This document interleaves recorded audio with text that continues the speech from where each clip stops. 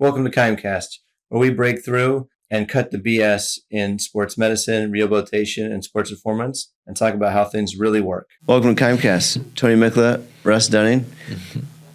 I wanted to talk a little about today this idea of recovery and the question we get asked daily. I think you probably get this as well, Russ. Yep. By so many people that we're working with on a daily basis is, what do you do for recovery? Or are these things good? You know, and it's like a lightning round. You know, it's like cold plunge, red light therapy, sauna, exercise, diet, and then maybe it's, you know, different kinds of diets, you know, and it's supplements, peptides. Yeah. How do I get the peptides have been huge lately. Red light glasses to sleep better? Yeah, whatever it is. Blue light or something Blue like that. light, Yeah, shutting down the light. And then we have peptides is a big one we get all the time as well. So anyways, let's see if we can kind of go through this a little bit, maybe kind of do our own little lightning round of what we say or how we feel about these certain things. I think there's obviously these are a lot of great tools. Russ and I both like stuff that stands the test of time, so that'll probably come out in this conversation, I'm guessing. But a good friend of ours, Dan Party, who's at a company called Human OS. It's like Human Operating System. It's called Human OS. He's based out of Austin, Texas. A great friend of the program here. And good researcher. He puts out like a weekly newsletter, has some great stuff on his site around these topics: sleep, recovery, food, stress management, all of our big four pillars. Dan does a really nice job of making it very practical for people. So we've always used that as a resource and guided our patients to it. It's actually part of our system. He also does it in small learning modules, which he really hits the education. He nails it very nicely. Yeah. Really small, digestible, like 2 or 3 research citations, how it's impactful. He keeps the science very digestible. Yeah, and keeps it. Yeah, it's very practical. So it's a really good resource. It's free for the most part. There's a boosted version that provides a little more detail and more information. But he put this out this last week in an email in his newsletter, which caught my eye, and it was around cold plunge, and the article's titled "The Hidden Cost of Cold Plunges." It's his newsletter 370. But I thought this was great because we had a recent visit with Plunge, which is a Sacramento-based company that does cold plunging and kind of led the market. Really have a cool tub, and I'm a fan of the concept of cold plunging. So when I was an intern 20 years ago, we had to cold plunge at Athletes Performance. That was part of the requirement, onboarding process as an intern. And I despise cold water. I don't even like being cold, but cold water, voluntarily, it's no shot in hell. It's just no shot. But as a team, in a unit, let's go, let's get it. So anyways, it was that was my experience with cold for the first time. And it is changing. I'm not the dude in the pool who's in the hot tub and jump in the pool. That would be horrible. People do that though. But that's in the realm of the recovery world. This hot cold contrast thing is popular. People do that. It makes good sense. If you look back to history, back to the Roman baths.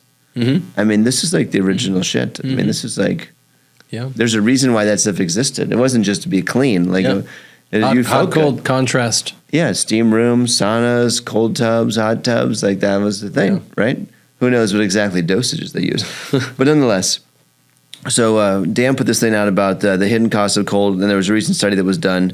They did it over a 10-week period. Again, it's kind of a smaller group of people, and looking at it from a systemic standpoint, which is what I would normally do, I think that the cold plunging is a good thing. In this case, they took these people, they had them do a hard workout. So they all did an equally hard workout where they would generally produce a tissue adaptation response, muscle gains, soreness, protein synthesis, these things that would happen with a good workout. So they go to the good workout, and then everyone in the group did this. One leg they would put in cold. And the cold, I can't remember exactly, it was about 50 degrees, I think 46 degrees or something like that. One leg was in cold immersion, and then the other leg was not. And then they actually biopsied the limb, which made the study actually kind of great. That's usually not the norm. But they actually biopsied the cells, which is pretty cool. And what they found was that the cold exposure is 46 degrees. The cold exposure decreased vascular perfusion by 50% in the cold leg.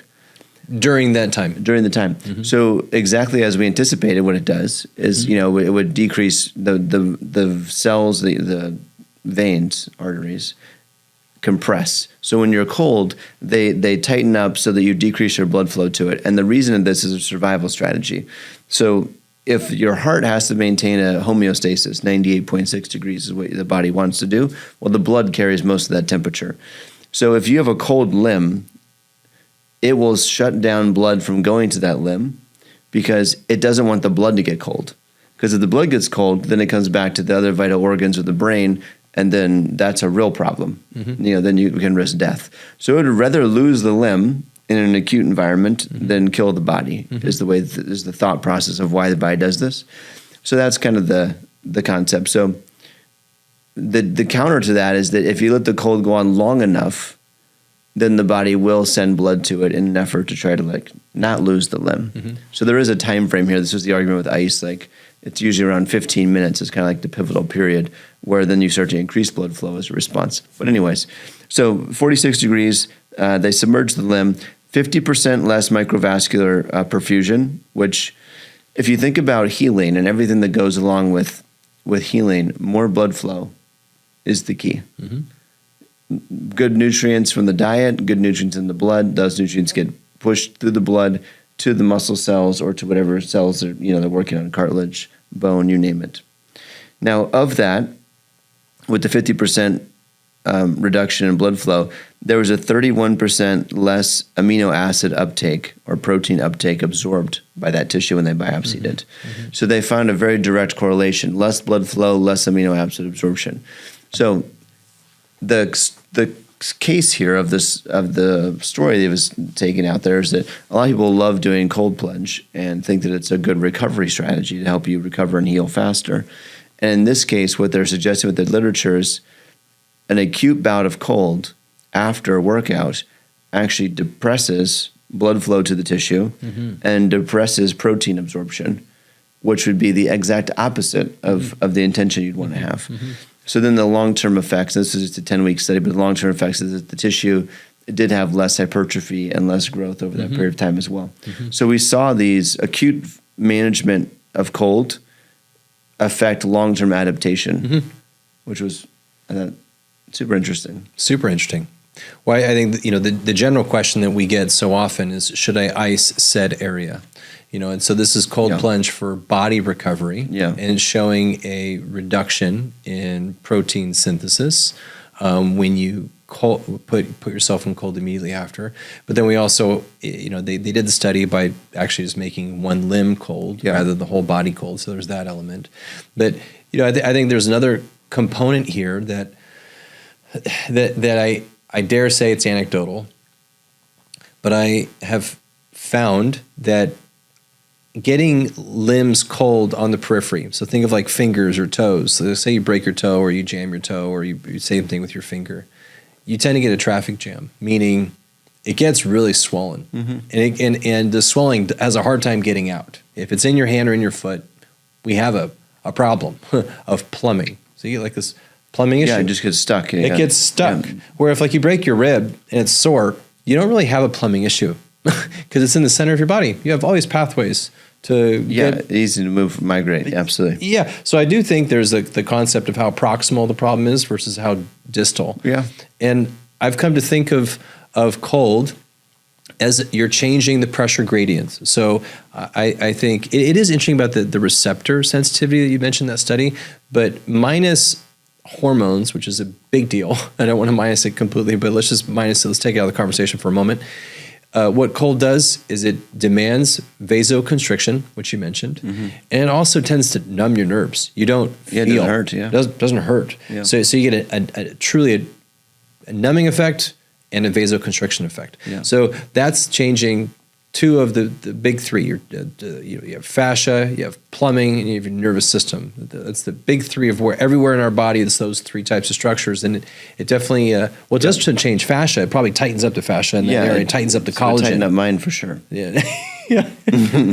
So I think the question is that a good thing? Do you want to change the plumbing in that area? Do you need to change the plumbing in that area? Yeah. And if it's like, I don't know if you have a proximal injury like your thigh or your hip or your trunk, even like your shoulder.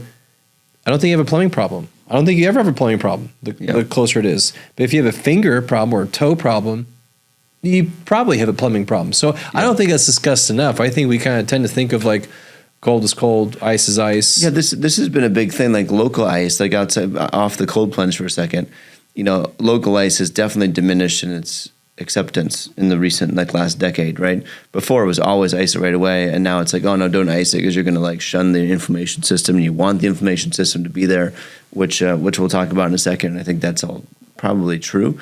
But I do agree with what you said there, is that if it's been kind of more than a day or two and there's fluid sitting in the tissue and it's not able to escape or move, and you can't move the body part because it hurts too much to move it, then cold and hot fluctuation, I think, is a phenomenal tool to flush. It definitely does something. It changes the fluid behavior. You have to create a fluid cycle and get fluid to move. That is like the key to healing, number one. So if you can't move your body to get blood flow and circulation, then temperature control would be a good alternative option, where you go cold and hot or whatever it is.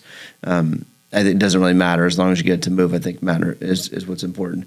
And then it might numb it enough that maybe you can move it a little bit, which would have a huge win. Yeah, a little neuromuscular win. Yeah, there. because then you get natural movement. By far is the best circulation you can get, the best heat you can get internally generated. I mean, by far, the more natural, the better. Well, then it goes back to cold plunge. What is the goal? And if they're finding in the research of like, well, the goal is to recover faster, and boy, is that a hot term. What does that even mean? Yes, so that's what HumanOS did a good job like discussing that. I didn't disclose that yet. I was waiting to see where you went. But they said, well, let's go back to like, why did we cold plunge in the first place? Like, who came up with this? You know, and he didn't go back to the Roman baths the way that I did, but let's say we did it for sports. So the idea was, you know, after a game or after a workout, you'd cold plunge so you felt better the next day. Mm-hmm. And so that works. It's going by feel. Yeah. I don't care what athlete you are. If you're in a professional elite setting, there are cold plunges and there are athletes getting in them regularly. It's probably the number one recovery tool used to get better quickly, like the next day. Mm-hmm. Like if you run the decathlon in track, for example. I was at the U.S. Olympic Training Center. We were covering the decathlon event they had there, and the athletes from Germany and athletes from the United States, called the Thorpe Cup, competing. And there were heptathletes and decathletes. And as they finished the first day, literally they finished both of the track run. So when they finished the run, they literally went through the finish line and had most of their clothes off by the time they hit the garbage cans with the ice tubs that we prepared for them. I mean, it was like literally within 15 seconds of finishing the race. Because the next day was 3 more events for the girls or 5 more events for the guys. It was, they had to recover for that day. It was massive. So that's what HumanOS talked about, is that using it for that tool is probably phenomenal. Yeah. No, but if you use it long term, but that's like then something, we might see issues. Is that not something? I feel like you're broaching on a different idea, which is intuitive to me. And I it's, when you work out long enough, you always want to try and experiment on yourself and try and just like, what do I feel? So yesterday it was kind of warm. It was like 8 degrees, 97 degrees. And I went on a fast run after a workout with my little 8-year-old. So it was like a 45-minute workout in the middle of the day. I did it on purpose, right at like noon, just because I wanted to get really hot. And by the end of it, I was hot.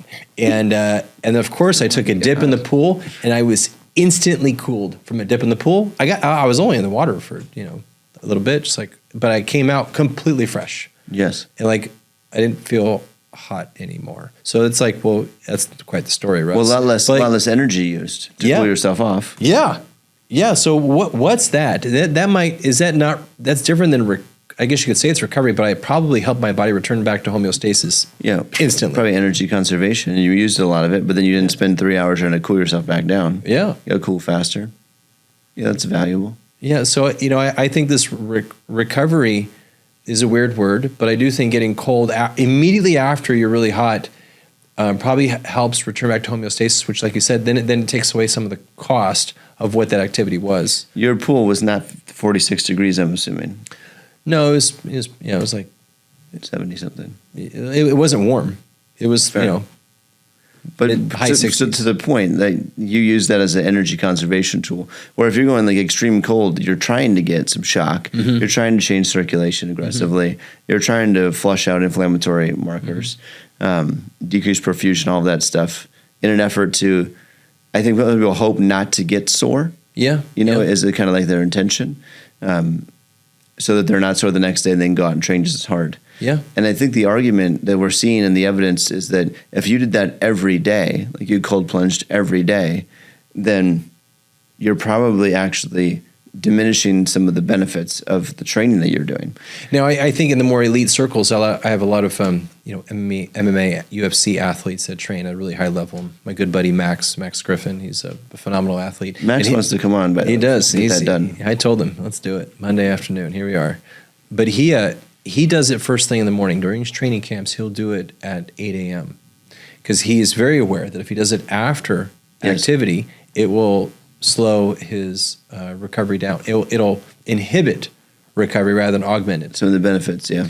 But he'll do it for, I think, a host of reasons that have probably more to do with hormones than anything else. I think it really ramps up his hormones for the day, and I think it really makes him mentally insanely sharp.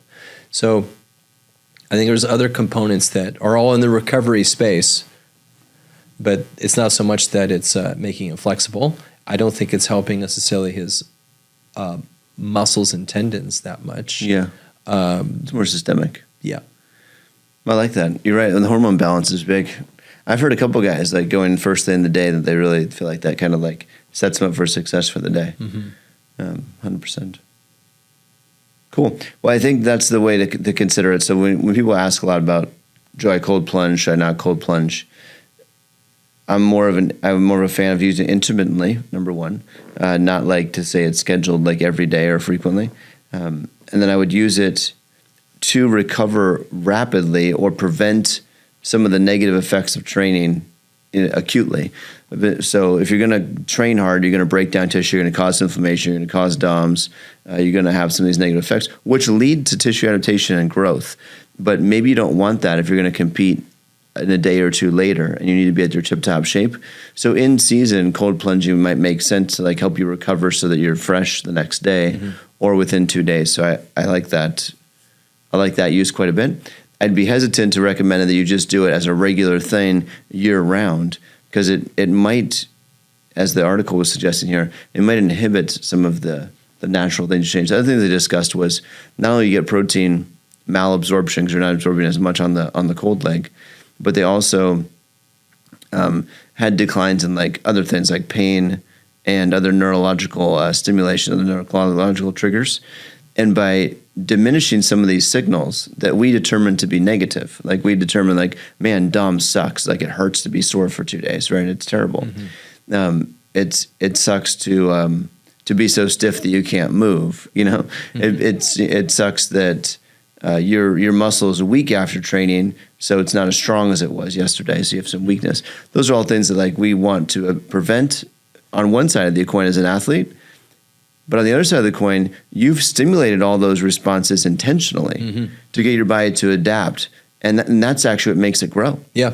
And you got to respect that. This is important feedback. It's a really important feedback loop. So if you work out, you intentionally want the soreness. That's actually one of the successful things. Even though it's a negative feeling, it's a successful thing. And this is the difference between someone who trains a lot and someone who doesn't. Someone who trains a lot, it's like, yeah, I get it. Or someone who doesn't train, like, oh, should I be sore? I feel like I hurt myself, right? But if you're not sore, you may not be actually getting the tissue adaptation that's necessary to grow or to become better. So challenging your body in that way is appropriate. So using cold might blunt that effect. And that's something to consider as far as like year-round training or off-season development and these types of things. You want there to be soreness and pain and challenges. When we see all the injuries in the NBA and the NFL, these people who are worth $100 million and they're tearing the Achilles and tearing their patellar tendons and tearing these like really big tendons, you have to wonder how much of these therapies that they do, and is it blunting an important sensitivity that they all should be respecting? I'll say that. Yeah, I mean, one thing you should think about, like as a clinician or as an athlete, like if you sustain an injury, and as awful as this may sound to say, if you sustain an injury in season, like a tendon injury or a muscle injury, in my mind, one of two things is present. Either you didn't prepare properly, could be long-term, could be like 12 months in advance. You weren't training your tissue to tolerate the loads that you're putting on it now. Or maybe you didn't prepare properly locally, like you just didn't warm up very good that day. But basically what's happening is you challenge the tissue beyond what its tolerance is, which means you didn't prepare it to be ready for that kind of load. So that's one thing. I forgot what the second thing would be. The other thing was that you overtrained it. That was fatigued. You demanded so much of it that you drove it into the ground, and then you didn't recover well. So depending on which of those two things is your mechanism, I think would depend on how well you use cold. Like if you didn't train well in the off season, and then you're in the middle of the season and you have an injury or your body hurts, well, I mean, you could do the cold, but you kind of missed the opportunity. Yeah. But if you trained your ass off in the off season and got ready, and you were in really tip-top shape, you get in the season, and then something comes up, like you get something that's a little bit inflamed, maybe you got a contact injury, maybe you're just really fatigued and you're working through some hard stuff, well, then the cold plunge is a beautiful tool. Yeah, I think of a surgeon not too long ago. He said a great little quote, because you got to think wonderful surgeons will have great lines that patients remember them. I think it's really impactful when you talk. If you can clean it up into a concise statement, it's phenomenal. It sticks. But the phrase was, "You can't speed up biology." And I think all of this performance recovery stuff is trying to speed up biology. We're trying to take the human condition and we're trying to squeeze as much out of it. Yep. That's what all these are for. And I take that, and it's are we numbing ourselves so that we're not attuned to the feedback?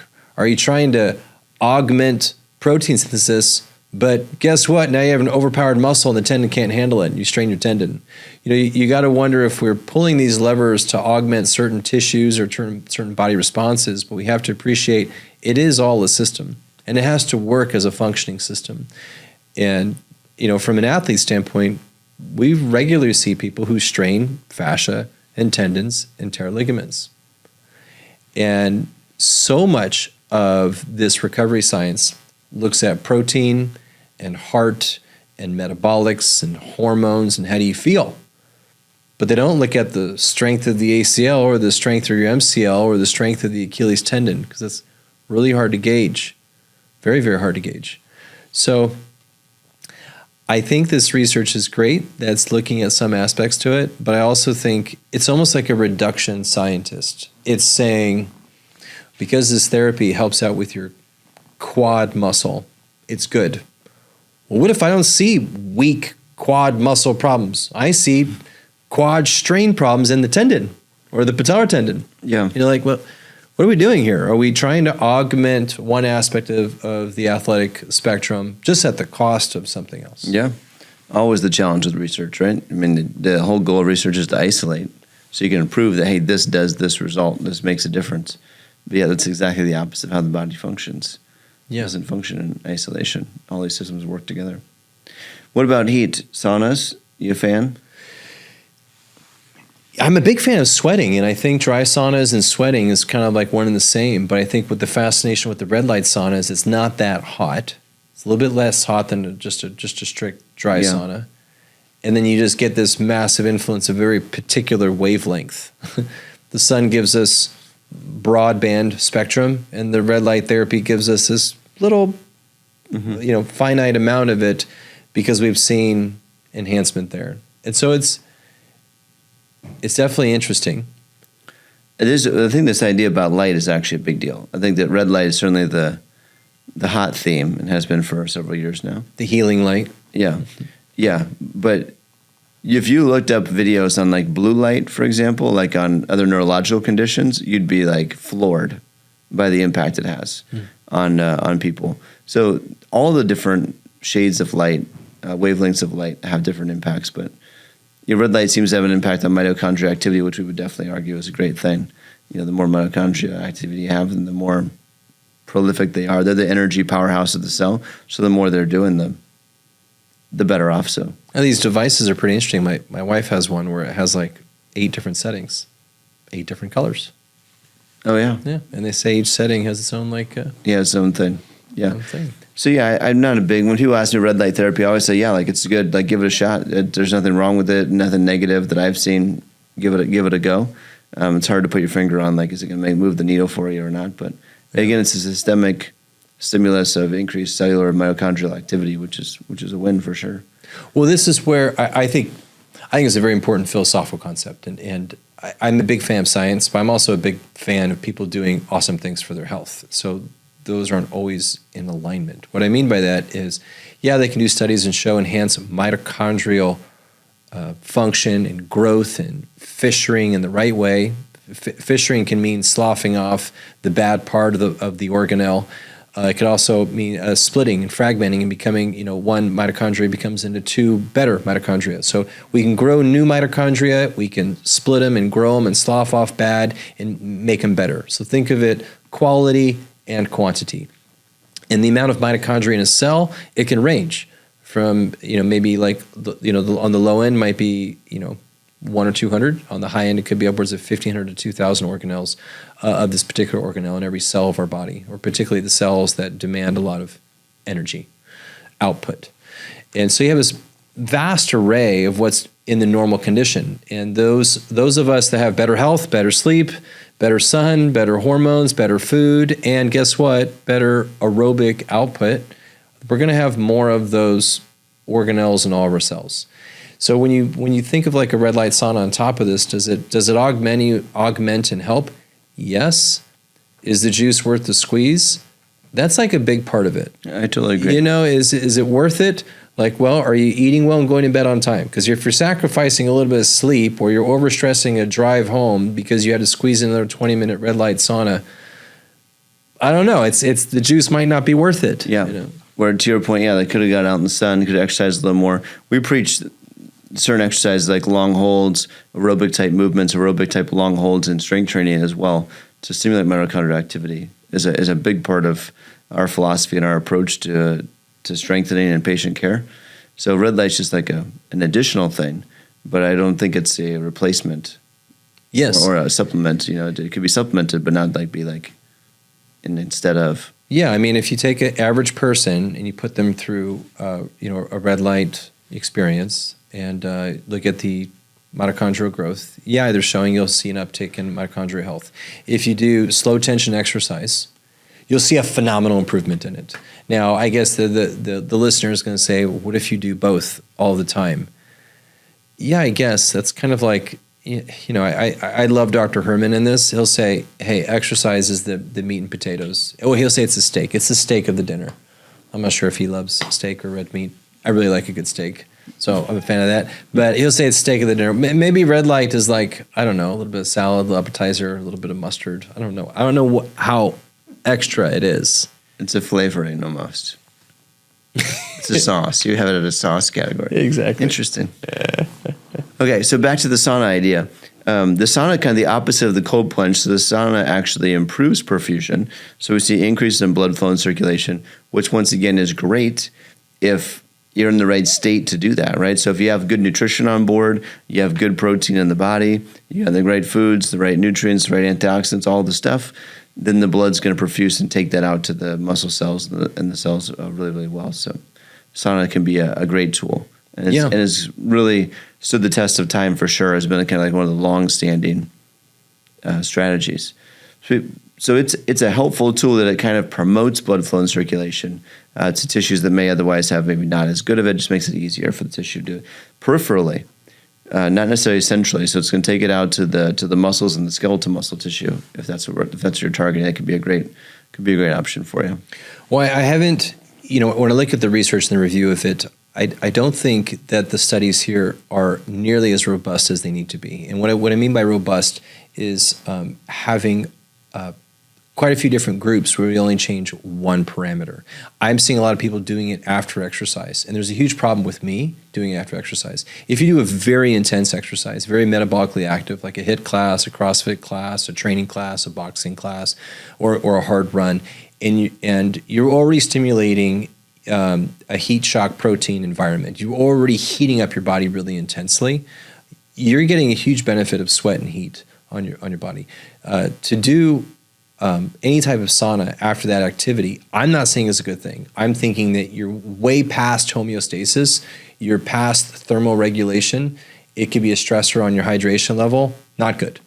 Whereas if you did like an easier session, like a typical strength session or a typical bodybuilding session. Like a power session, yeah. Yeah, a power session. Maybe exhaust your legs. It's not like you're dying of an intense sweat response because you just squatted 50 times. You had high effort, but not a lot of volume. Yeah. Right. So I think it can be quite valuable there. And I think a lot of people are reading is like, after exercise, I'm supposed to sauna. Not so. Yeah, I don't really love that. Yeah. Yeah. I think people got to be very aware of their hydration level and did they already create a heat response in their body or not? So I do, because these both dry and red light saunas, they're in gyms. They're getting more and more popular in gyms. So people are not necessarily going to the gym just for this. They go to the gym and they get a proper workout and then they go do this. And I think it really should depend. And I'm not sure I've seen the research that teases out to that degree. What type of exercise session was it? And did you overdo it? Testing hydration levels and, what was the response then? Yeah, fair. What else do people ask about? Everybody asks me about shockwave. I get a lot of shockwave questions. So I'll get really detailed about shockwave stuff because we've looked into it quite heavily. It seems to be a cool tool. It's like an ultrasound type of a tool where it's a hypersonic waveform that you can't hear or anything. And my experience and what I've read and seen and consulted with several people on it, it seems to be very, very good for tendinous work. So there's two kinds of shockwave, though, the way that it's derived. There's a radial unit and a focal unit.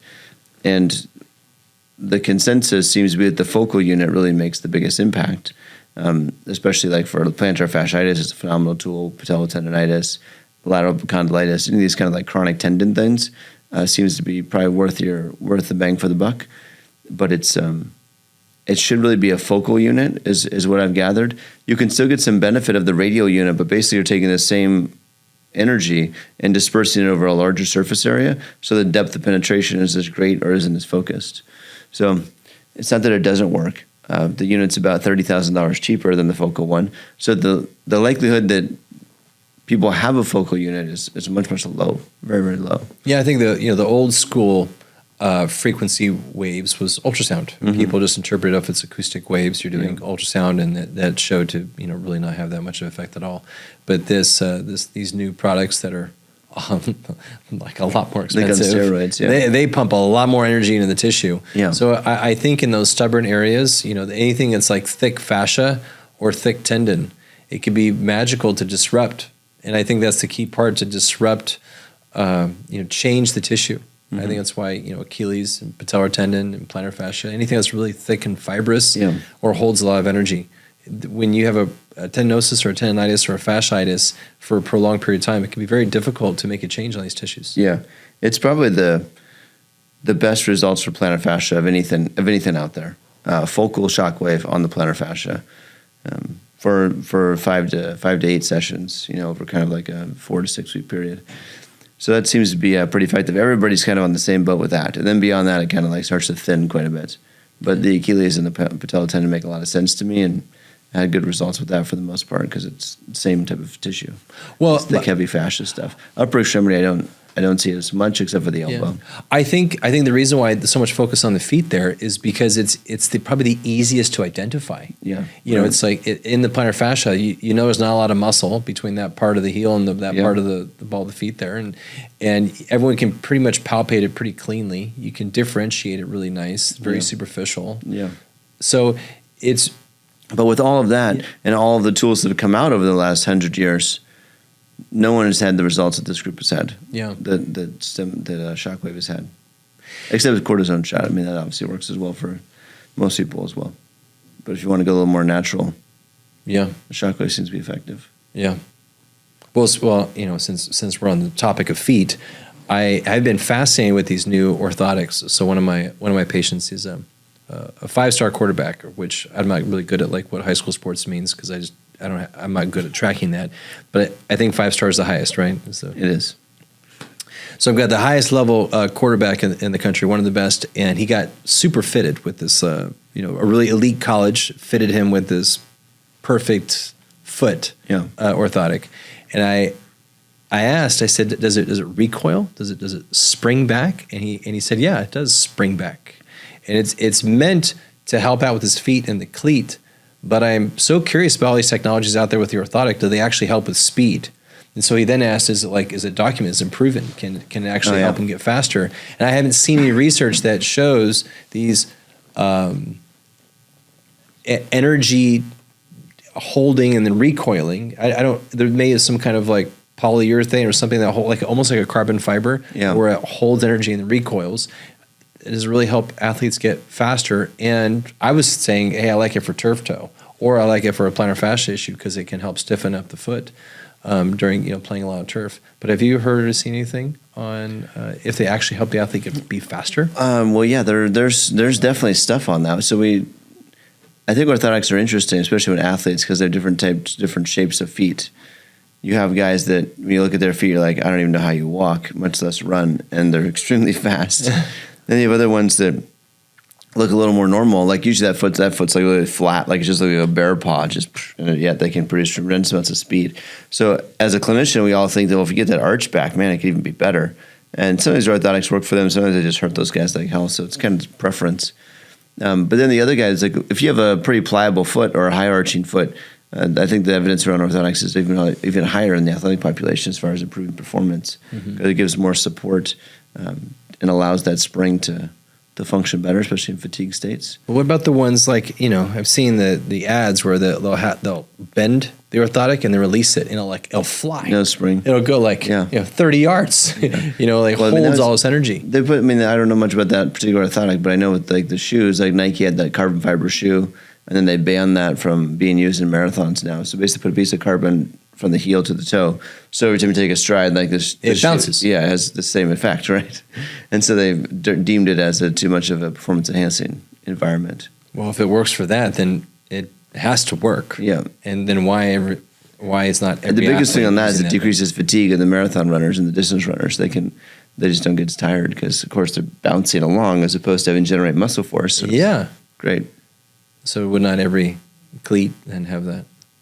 Well, they will until it gets banned. Yeah, I think it's a great idea. 100%. I was talking with Mike Bibby, took the job at Sac State here, taking over the basketball program, which is great. And then Al Bianacani, remember Al is he hired Al as the strength coach. He used to be the King's strength coach. And I was talking with Al a couple weeks ago about this, and he's like, this is one of his big things. He loves guys in orthotics. Yeah. He's a big orthotics guy. He's like, yeah, we got to get these guys fitted, get them set, and get these guys in supports because their feet are just maldeveloped, which I do think is real in basketball players. As a basketball guy, when you operate, a basketball shoe is very, very flat based. That's what prevents the ankle sprains and gives stability. But it's not very flexible. Like, a lot of times you look at a shoe like a minimalist shoe, you can just like bend it up in a ball. The basketball shoe, you can't hardly flex it at all. So they're very, very stiff that way. So foot development is required, but to a lesser degree than somebody who's training like more barefoot, because you have so much stability by the shoe, the foot actually can get away with probably being a little bit lower level on the performance front. So he's a big fan of getting him in orthotics and stabilizing, preventing injury, getting things aligned better, were all things he felt strongly about. That's fascinating. Do you think that transcends to other court athletes that do a lot of left to right? I'm thinking of also like maybe volleyball and tennis, where it's like primarily the tennis shoe is similar. The tennis shoe is very stiff as well, very rigid on the bottom, and I do think there's something to that for sure. I think it depends on how the athlete was trained, or developed. So nowadays, if you're a basketball court athlete, you kind of grew up on a wood floor for the most part. In my era, if you're a basketball athlete, you grew up on a concrete surface, and you may have been wearing less than ideal shoes at that time. You weren't, the technology wasn't where it was at. And before my era, you were in Converse on concrete, So there probably wasn't the same problems. They probably developed very well. They were wearing minimally invasive shoes for years, and then the shoes got kind of firmer and firmer. As the shoes became better, the feet probably became worse. And isn't this a cost to high skill sports? A high skill sport a lot, yeah. But by definition, to me, high skills, you have to have been engaged with that activity for a prolonged period of time. If were not a two-sport athlete, or you didn't have a strength coach that was mindful of these things and strip you of is this not like the biggest concept of like youth development? Yeah, I think the guys that wear cleats, for example, although cleats are very, very firm, they're really, really narrow. Very narrow. And you can't put a lot of support in them, and it really demands your foot to engage with the earth really, really strongly. You know, so but soccer, like you said, but it's tethered. Yeah, soccer, football, these things, I think they probably have better foot development as a whole than you would like a basketball, perhaps tennis. Yeah. Plus, you have all the foot breakdown. Like the basketball and tennis foot breakdown is pretty gnarly. Similar to like runners, they lose their toenails, all the blisters, all the calluses. Well, it seems like baseball has it figured out because their cleat is like a lot wider. It seems like it. Yeah, they don't do shit. But they don't do anything. Yeah. So they got the cleat right, but they don't. They're not demanding at all. They're wearing shoes. They don't have to do anything. They have to run for 5 seconds, you know, or stand there and swing. You know, not to take anything away from baseball guys, but I mean, even the pitcher's shoe is like totally customized because they actually wear the shoe out. Yeah. Because they drag their toes, so they have a totally different gig. Yeah. Well, I think this goes back to it is more comfortable. The baseball shoe is more comfortable. Yeah, but I don't think you can cut to it. That's why football and soccer, that cleat is so tight, is that you put that thing in the ground and it's just secured to the earth. You know, like one with the ground. Yeah. Versus in baseball, I mean, it doesn't. That type of speed is not quite as valued. Yeah. You don't have to be as elusive. You know. You know, I am amazed at well, your athletes train barefoot all the time, so what do you know about shoes? Well, yeah, my favorite. I think, you know, the football athlete I had today, you know, he's like, I had to bring my shoes. I'm like, good, we're not going to use them. Better off. Better off. Well, I remember watching this fitness video, and there was one of the soccer Olympians for the United States women's soccer was doing this fitness video that my wife was doing at the time, and we pulled it up, and I was commenting, I'm like, oh my gosh, that fitness trainer's form is horrendous. You couldn't even squat to like a 3/4 depth. Oh, wow. When she squat, her toes kind of went out, her back kind of flexed, her knees kind of went in, like all the like, ugh. It looks like it either looks like something is truly stiff, which is odd for a female trainer. Usually the female trainers are like nails with movement. Yeah. This was not a nails movement. I'm like, this woman has to be famous because she's definitely not making this video because she's a technician. Yeah. And lo and behold, they're like, oh, of course she's a pro athlete, she's an Olympian athlete. And, you know, it makes me think that a lot of these athletes actually need our help more than anyone else because the sport kind of, you know, it interferes with the true good development, good growth and normal mobility. Yeah. I think that is a great graduation into, like, if you made it to pro sports or like even elite D1, I think when you're working with a youth athlete, like from 12 until, you know, 18 to 22 probably, you're developing the athlete, you're developing their potential, you're supporting their genetic code, you know, giving them all these tools and resources, et cetera. But then when you kind of get to the league or you get to like the top tier and you've made it that far that you have this unbelievable world-class talent, then I think our job shifts to saving you from the sport. Mm-hmm. You know, because the singularity in your training, the focus in your training, the focus in your competition season, all of these things are so narrowed that then it comes down to like, okay, we have to now manage you from the side effects of doing that all the time, which is a completely different approach than supporting you and trying to develop other skills and other things. You know, when you make it, then that happens. And you see this. Like you see this if you follow like pro guys. Like this is Tom Brady's whole TB12 thing, you know, which is great. Like Tom's workout is nails. It's extremely smart. It's extremely sound. If you're already there and you're 6'4" and you don't have to run, it's phenomenal. But if you're not 6'4" and you need to be fast or agile and change direction, then you probably need to layer in some components that Tom didn't need to do in his life. And not to say he was the only one. I mean, his trainer put that together with him, and it's great stuff. But it's great for someone who's made it to stay there versus I don't feel like it's quite as developmental. So if you're a high school kid and you're just following that methodology, you're going to be missing something. Well, you know, it's the same thing with Mahomes. The same thing with Mahomes now. Patrick is a phenomenal training program right now, but he's not lifting to get stronger. He's lifting and he's doing things to be safe and to preserve his time on the field. You know? Well, I think, you know, we started talking about this simply because of, you know, the whole foot conversation. We brought in brought in the feet, and I think when you bring in the feet into, it's one thing if your shoulder gets a little bit tight with instrumentation because you threw 95 miles an hour. Yes. That's okay. You can still do all of life with that deficit. But when your feet get jacked up, it really plays a big factor into your life. How you walk, how you run, how you jump, how you move, how you squat, how you climb stairs. And it's a big deal. I think as kids wear more shoes than they do, just one sport, they do one activity, your feet get jacked up in the process. Well, yeah, that's I remember my dad used to tell me, he goes, man, take care of your feet. You always have to wear like socks and, like take care of the temperature if you ever went out and like went hunting or you went out, adventure type stuff, And so survival is number one thing is feet is everything. Yeah. Because if you lose something there, you lose mobility and then you're done. So, right. Survival. Take care of your feet. it's the foundation for sure. It's how you interact with the earth. I mean, it's everything. Yeah. Okay, we were talking about training and fitness, so let's shift gears a little more on that topic about our kettlebell training program. Mm-hmm. This is something that we've started many years ago. We started this really when we first came together, like 9 years ago when we first started KIME. We really were working a lot with Strong First. And Strong First is a kettlebell group.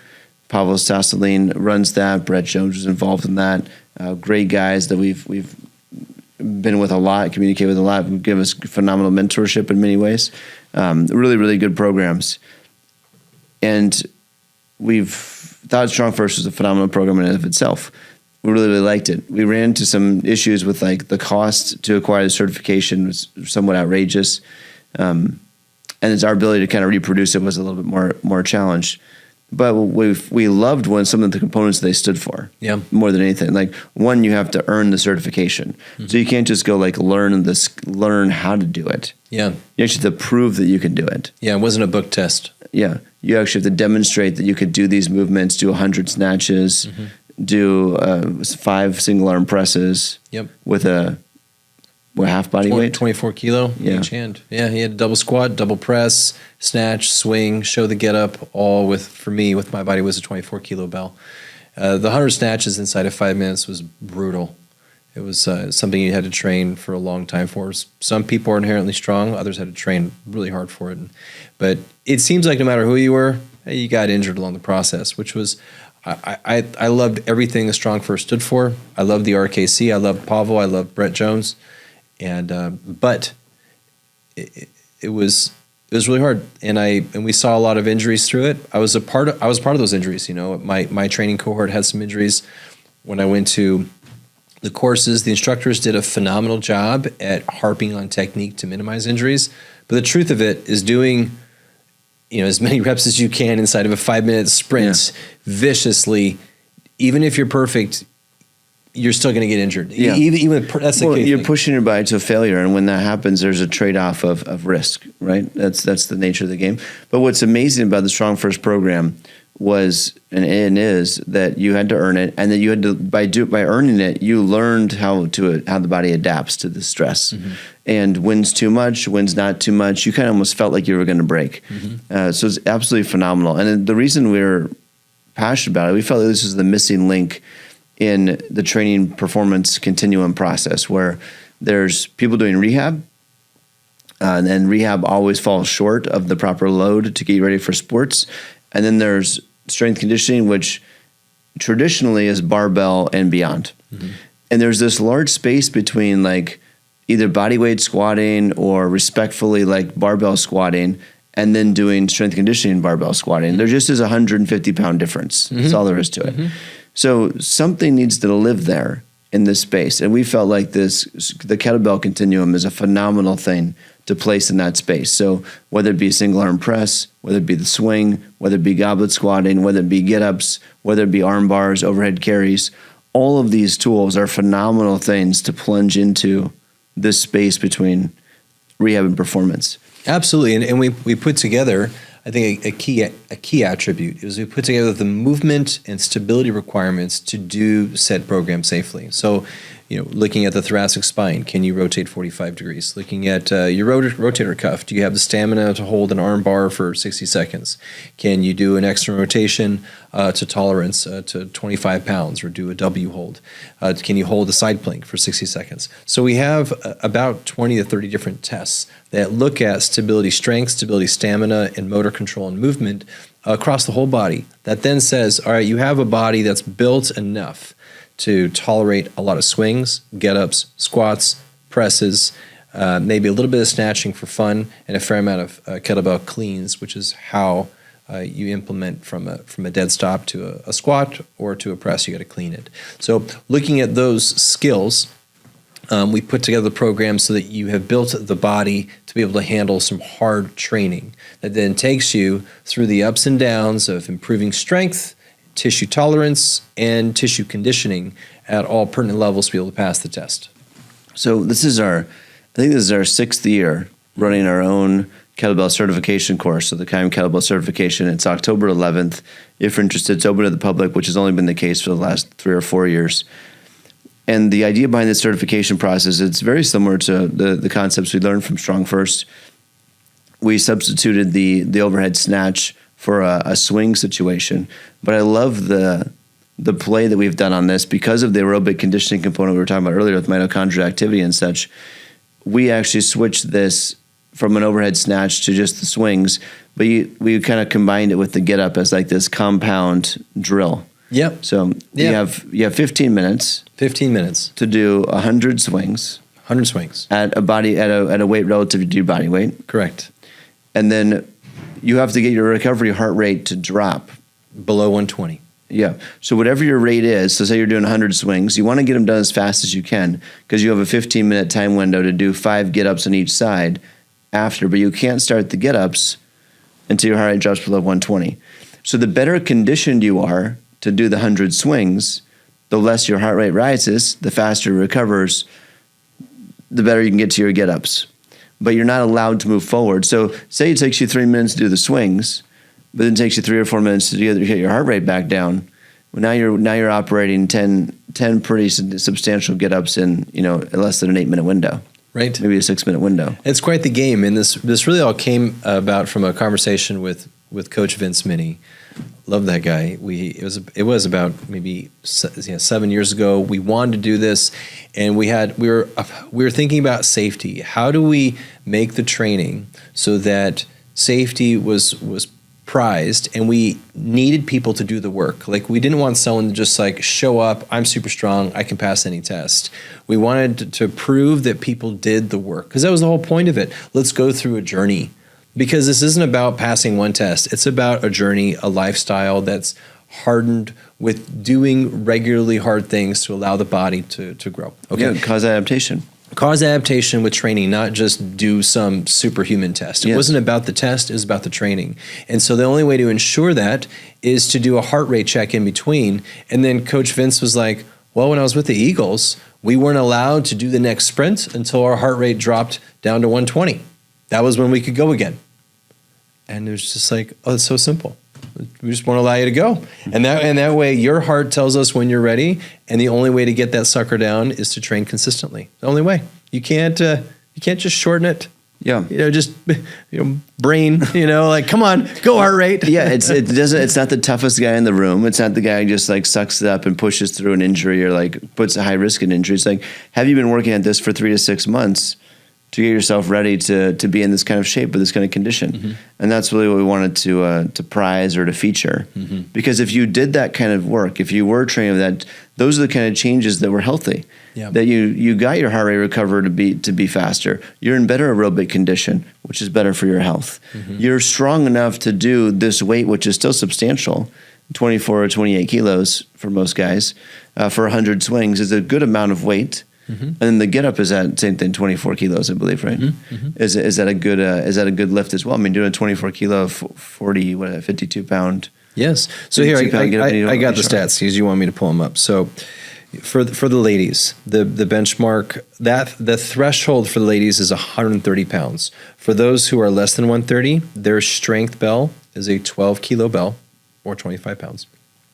For the ladies that are over 130 pounds, their strength bell is 16 kilos or 35 pounds. Now, what's key thing about females is that we said that their strength bell is the same as their conditioning bell. So the strength test, they have to double squat it, single press it, show us good-looking swings, get-ups, and cleans. But their conditioning test, they use the same bell. So 12 and 16, then they have to do the 15-minute test consisting of swings, then get-ups with the heart rate stop in the middle. For the men, we added a bell size. Meaning, so for the men threshold, it's 150 pounds and 220. So if you were less than 150 pounds, that's a 20 kilo bell or 45 pounds.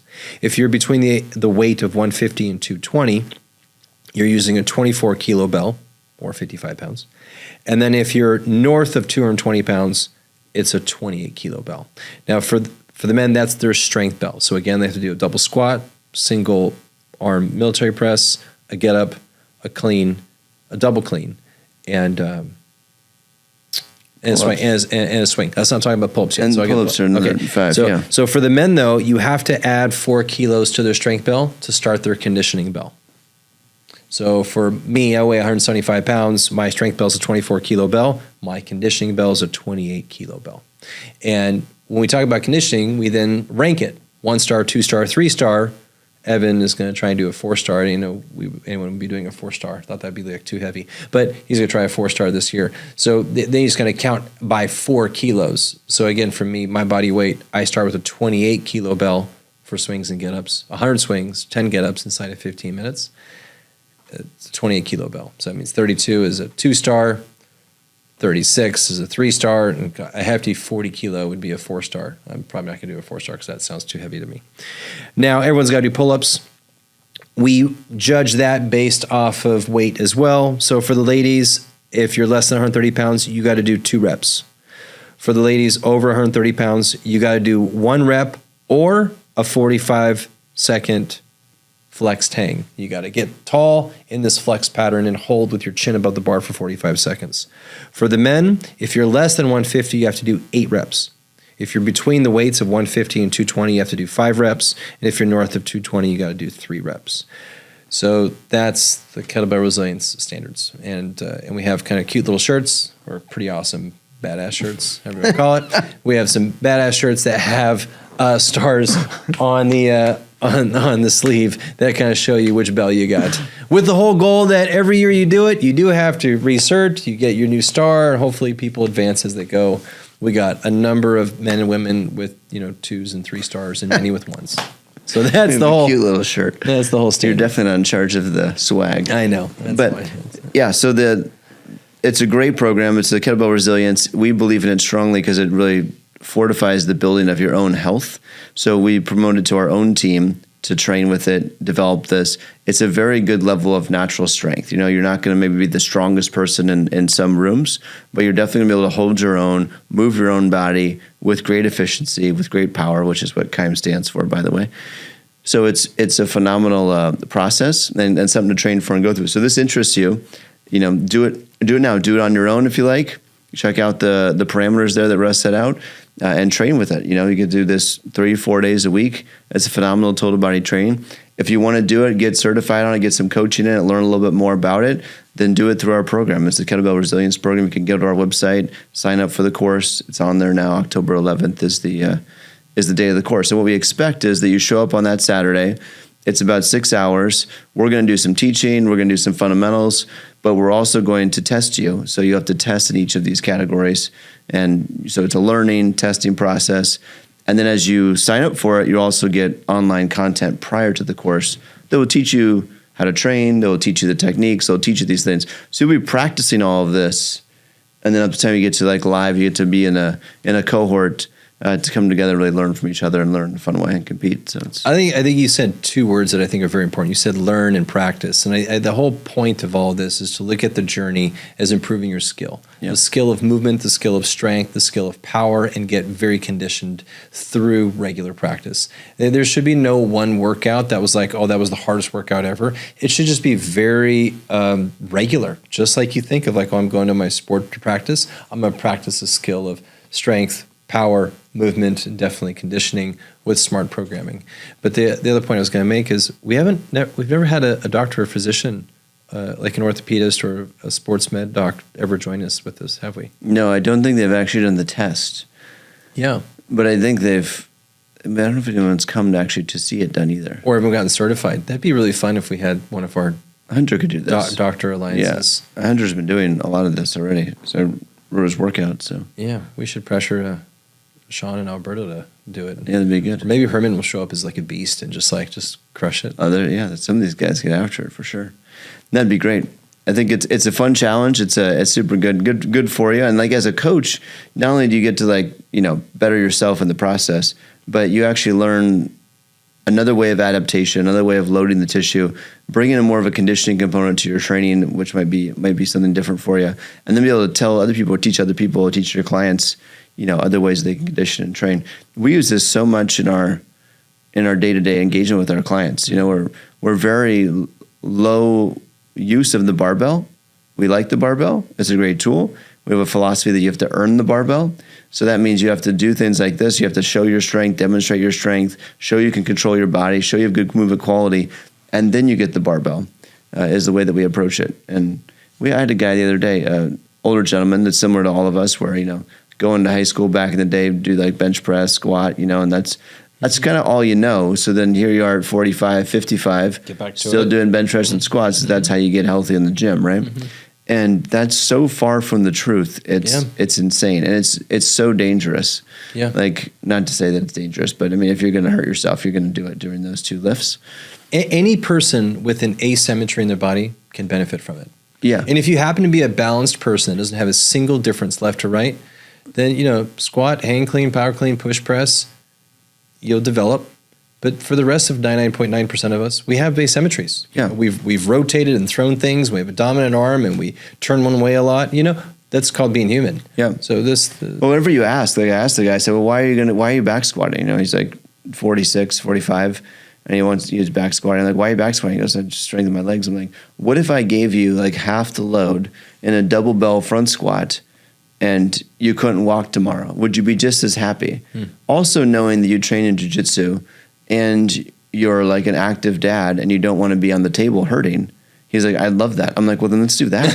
Like, watch what happens. Let's do it and watch what happens. And lo and behold, he's like, this shit's super hard. I'm like, I know, but this is really relevant. Like, you might have to pick a kid up and carry him, or you might have to like pick up something heavy like dog food and walk with it. Like, this is real shit. You're never going to put something on your back. And he's like, yeah, you're right. I'm like, I know. I know that. But unless you're Sylvester Stallone and Rocky and somehow you got the log in his back like that and he's walking. It's really hard to do. I don't know how he got that thing back there. It's never been seen again. You've never been seen. Yeah, the same thing with bench press. If you're laying on the ground pushing things off of you, like something's gone terribly wrong in your athletic career. Like the whole idea is be on your feet, engage and push. So you should do pushing motions on your feet, like a single arm press in a standing position, or do a get up where you have to engage and plant off the ground and move your body around that hand. Perfect. So there's better ways to strengthen than what if you for health and for longevity, than what we learned playing football. Now, if you do play football, then those lifts are probably critical, as we've talked about many times on this. But this is a great tool for something in between for you. So check it out. October 11th, go to the KIMEperformance.com site. If you want to sign up, hit education, the education link, KIME, and there's be a link there to the course. But we'd love to have you, and I think you get a lot out of it. It's been really transformative for a lot of our people. Several people, back pain. Yeah. Evan knows having shoulder dislocations. Yeah. He went through all of his rehab. He had surgery, decided to become a PT, frustrated the process. We put him through our own version of kettlebell training and development. He actually became Strong First certified as well. Yeah, fixed it right up. Shoulder's been a thing in the past. So it's, back pain, same way. Vince was a big advocate of this. His back was going out on him doing barbell deadlifts and squats, moved to using bells, and